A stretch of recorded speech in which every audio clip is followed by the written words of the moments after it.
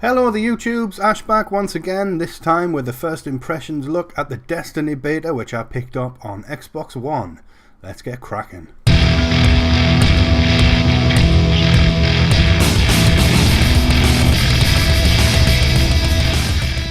Destiny is the new game from Bungie Studios, the former creators of the Halo franchise.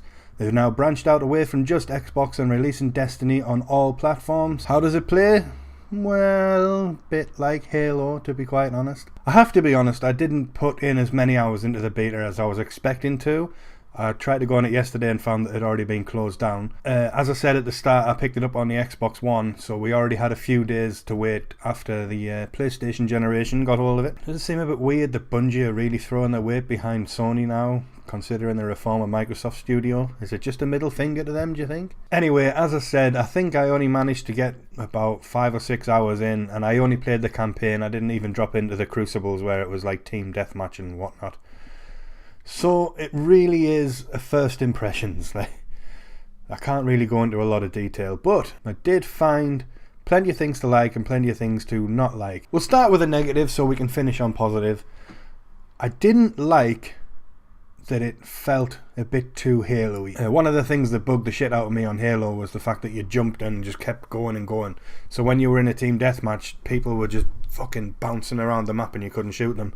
Destiny has that, but it's a double jump. It just takes that little extra button press which could slow you down in a firefight, I suppose. But as I say, I never got to play player versus player, so I don't know how that translates into an actual shooting battle. They've gone for an RPG type feel, which I thought was going to give the game a lot of longevity, but I don't know if this is just an issue in the beta or whether it is going to translate into the final product. But you put onto this world and it's quite vast, and then there's nothing in it. I was exploring for miles, and every so often I would come across a loot crate, but it was really rare and there wasn't a great deal in them. If you look at something like Borderlands, you stumble across a loot crate every 2 minutes on that, and there's always something in it that's quite exciting. So I'm hoping that's something they fix in the final game. Another thing that irritated the life out of me was the way the map was set up. You would go to the tower, which is where all the Guardians would meet, find new missions and find new gear and stuff like that. And then you would go into orbit and pick where you wanted to fly to next. Now obviously it was a beta, so there was only really one level available, but the way it was set out, the map looked like you were going to several different parts of Earth. But every time you clicked on it, you were just dropped into the same map, a slightly different start point, which got a bit old, if I'm honest.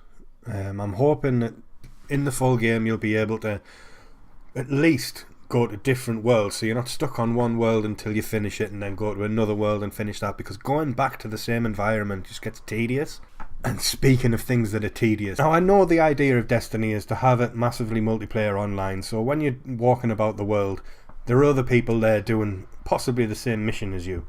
That's fair enough, I like that idea. But I found that me and my friend were doing a mission, and one of us would get killed and it would be impossible for the other guy to come over and revive them, so you would have to respawn. But instead of it respawning you next to your friend, it chucks you back half the level.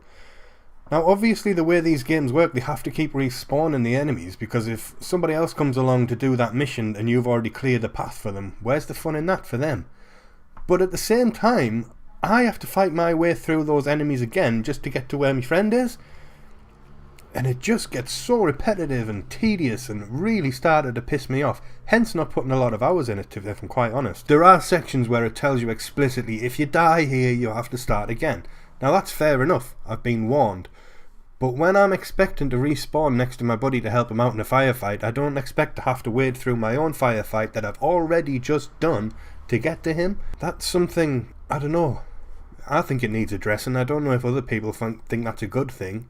I'm not sure. Under the positives, main one has to be the graphics. There's just no need for how stunning this game looks. And as I said at the start, I picked it up on the Xbox One, and the beta in Xbox One ran in 900p, whereas the PS4 was running in 1080p.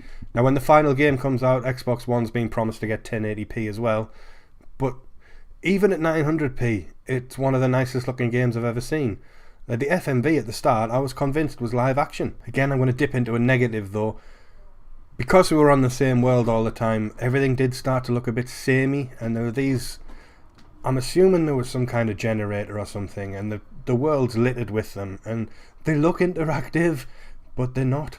Like, the whole world's dead. There's nothing to interact with, and then, like I say, even when you come across a loot crate, which is once every 3 Christmases, that's like, there's no big pomp and circumstance to it. The thing opens, you don't even see anything in it, it just automatically goes into your inventory. It's just a bit weak. Back onto positives. I did promise I would end on positives. The actual gameplay itself is quite solid. The shooting mechanics are good. There's different classes of weapons. You kind of get used to which one you want to. You can build your own playstyle. I was a bit disappointed with the vehicles. They're a bit clunky to control, and it doesn't seem that you can just run somebody over, which is annoying. But one of the biggest positives for Destiny has got to be the voice cast. I mean, you've got your little ghost companion thing who flies around and fixes things for you, tells you where to go and whatever, voiced by Peter Dinklage.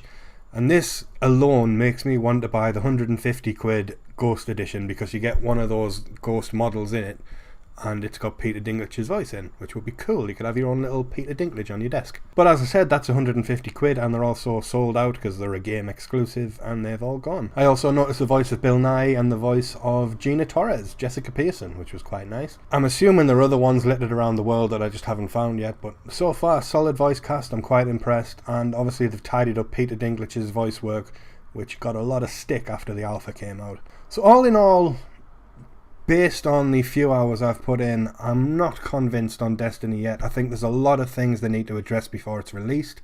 Hopefully making the world a bit more interactive is going to be a top priority, because I can't be asked to play a game that big and not have so much to do other than just walk around shooting groups of aliens. I am going to keep my eye on it though. It has caught my interest, just not enough yet to make me want to rush out on launch day and buy it. I could be in the minority on this one, but if there weren't picky fuckers like me, then everything would just be subpar, wouldn't it? There would be no need to strive to be better. So Bungie, if you're watching this, which I know you're not, fix the world, put more things in it, make exploration an actual event, make it worthwhile. Fix the respawning issue when you're in a fire team, and that's about it. If you fix those problems, then you can have my money. Until then though, I'm not gonna get too excited about Destiny, I'm sorry.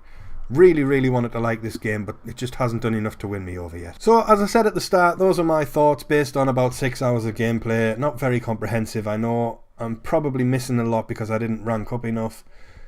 But I can only tell you what I know, to be fair. So, if you like this video and you want to see more, hit the subscribe button, leave a like below, comment, get involved. Tell your friends, tell your family. Don't tell me mum, and I will see you next time.